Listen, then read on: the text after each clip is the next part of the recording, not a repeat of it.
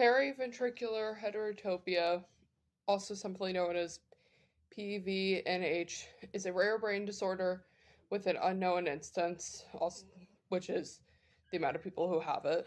It is most commonly caused by a genetic mutation in the filament A gene, but it can also be caused in a mutation of the ARFGEF2 gene. Both genes code for the movement of neurons during the brain development, typically during the early stages of the fetus, so 6 to 12 weeks, the first trimester. The mutations typically cause the neurons to not spread around the brain in its proper order, instead form clusters. The filament A gene can be inherited through the X chromosome and accounts for about 50% of all cases, including pretty much all of the X-cased linked faces. This also causes it to be more severe in males via that gene because they only have one copy. The ARFEG 2 gene can also be inherited in a recessive manner and is typically seen in the more severe cases of the disease. The most common symptom of this disorder is seizures. They're often drug resistant.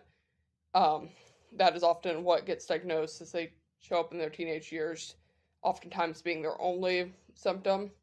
Dyslexia also is fairly common.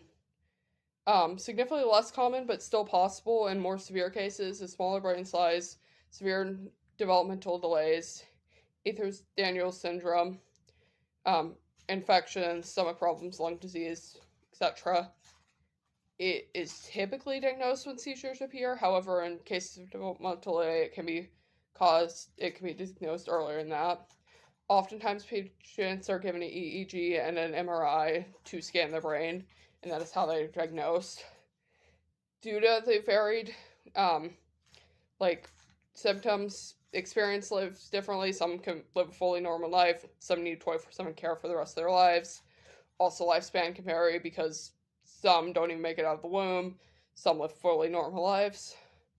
So, as you can see, periventricular heterotopia is a very varied disease with many instances.